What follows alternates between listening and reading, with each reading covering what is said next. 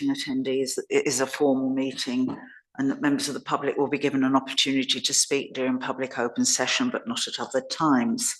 The meeting is being filmed, and by being present, attendees are deemed to have agreed to be filmed and to the use of those images and sound recordings. Attendees should not disclose any personal information of individuals, as this would infringe the data protection rights of that individual.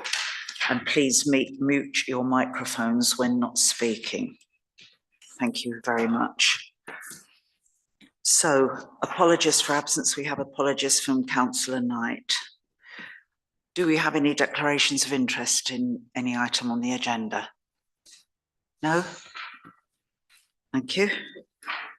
I don't have any chairman's announcements. Are there any members of the public online? No, so no public open session. Are there any members' questions, please? No? Okay, we're moving on. So we're on to the minutes of the meeting of the 4th of February.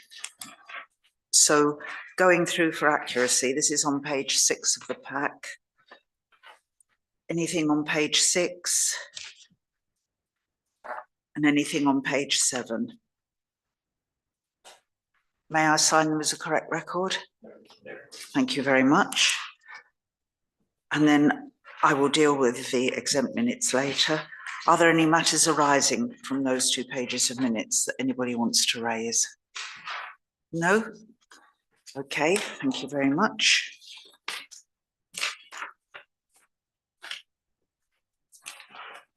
So we're straight on to items for consideration, and the first one is complaints code and vexatious policy. So we've got in front of us the version of a policy that stands at the moment, which was decided way back in 2016. And then we've got a much shorter version, which is being suggested to take over. Comments, please, colleagues. Councillor Alban. I've got no problem with this policy at all. I think it's as you would expect one to be. The only comment I would make is the title. I think could perhaps be changed simply to complaints code rather than the rest of it, because that's just a section in the policy which is around complaints. So I would suggest just call it complaints code. So do we need to add anything, Mr. Clark, to show that it's the complaints code for the members of the public as opposed to staff? I know we mentioned that in the policy, but does the title need to say something about that? Councillor Foster, you're going to say something? What struck me about the policy is that it's not entirely personnel related. So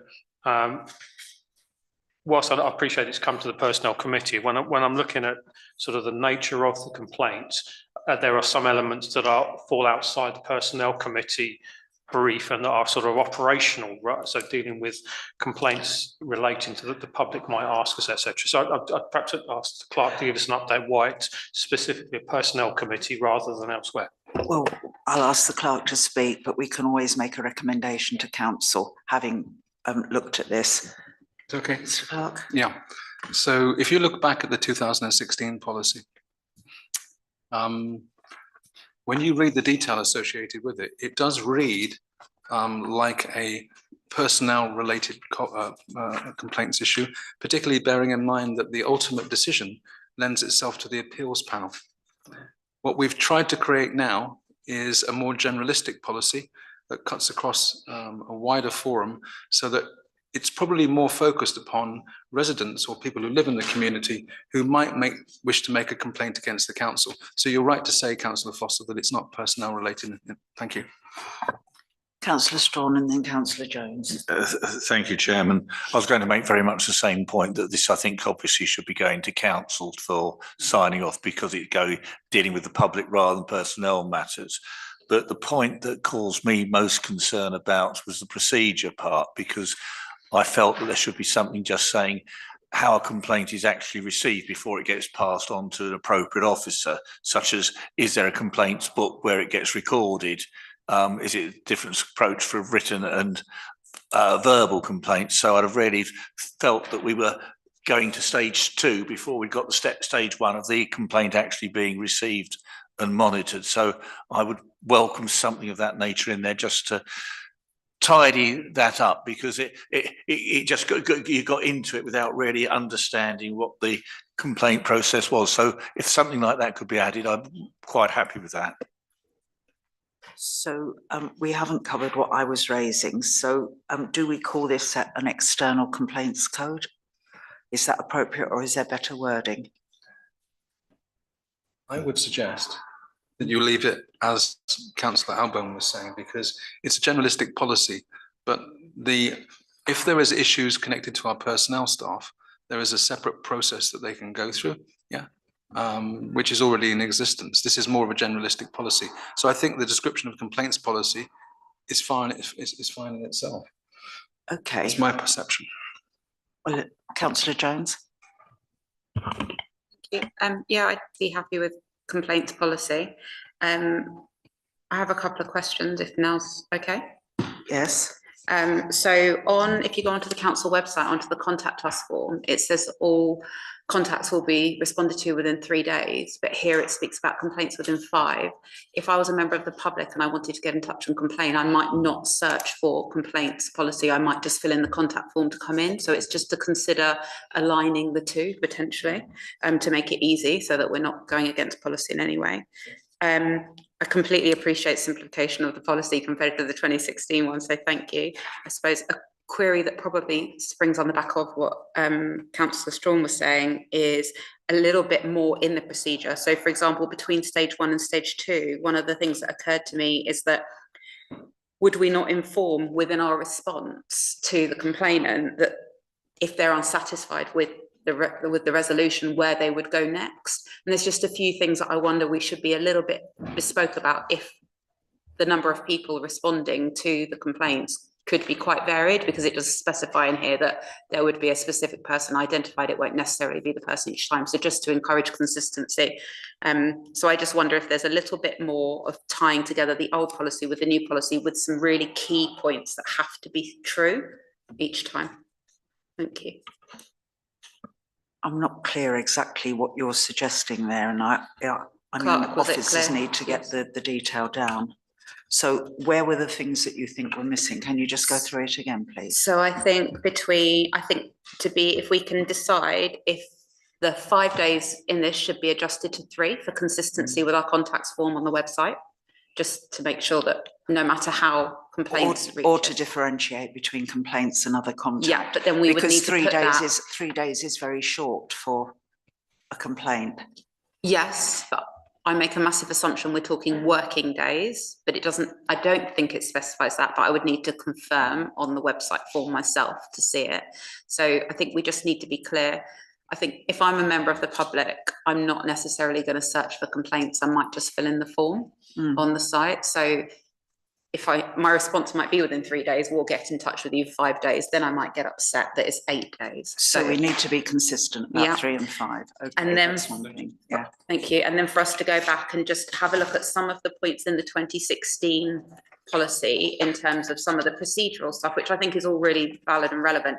Are there any key ones there that must still be true that we'd want to call out for here to encourage consistency in whoever's responding to complaints?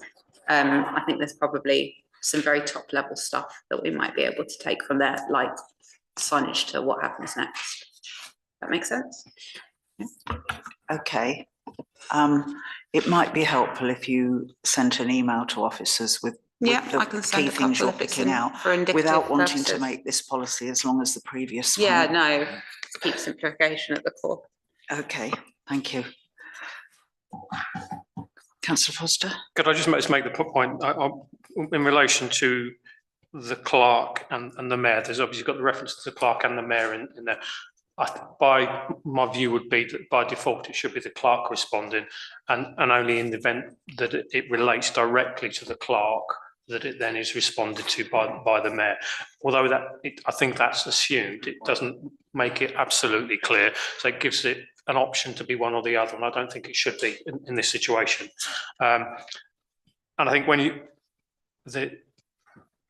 it's probably that's the main part. There's some real good examples of the types of things, but it is essentially a complaints policy rather than a personnel complaints thing, which I think we've dealt with. But I think we need to have it. So. Okay, so we've had the point raised that how is the complaint recorded? It should be formally recorded. And is it a written or a verbal complaint? We've had the issue of the number of days, and Councillor Jones is going to just advise officers where she thinks things from the old policy should be put in. With that, are we happy to approve this or recommend this to council? Yes, with those points. Thank you very much.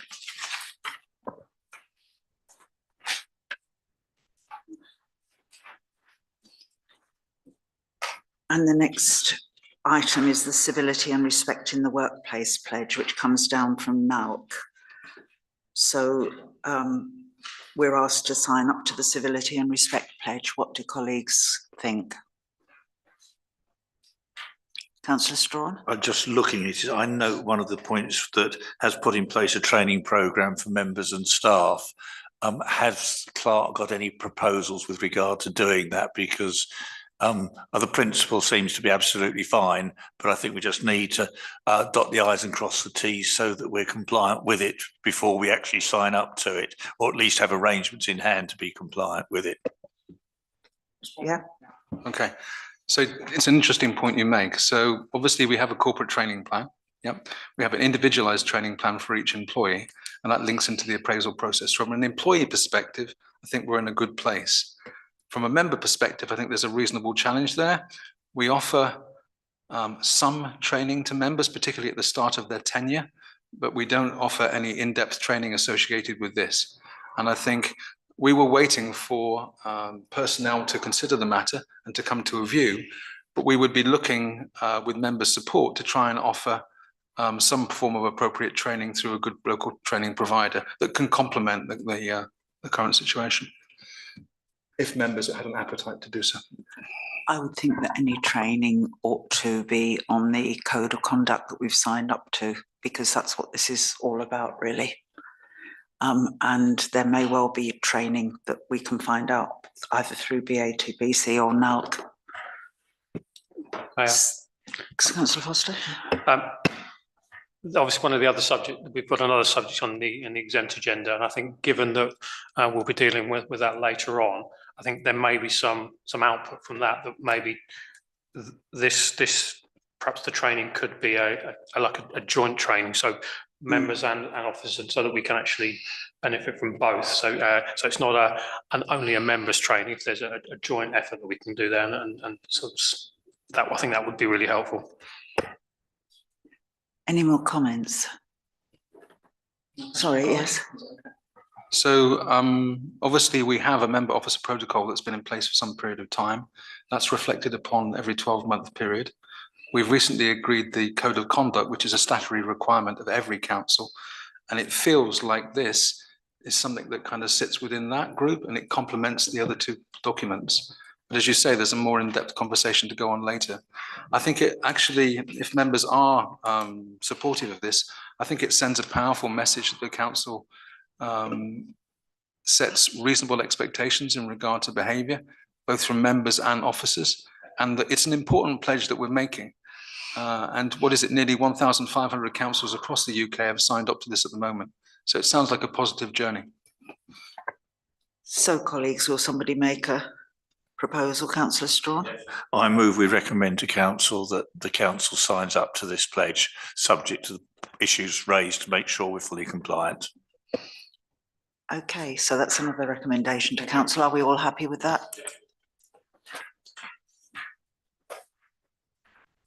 And we have no items for information, still no members of the public, I assume. Just being checked. Thank you. So, will somebody move the motion, please, to move into exempt session? Yes, okay, thank you. It's been moved and seconded. Move into a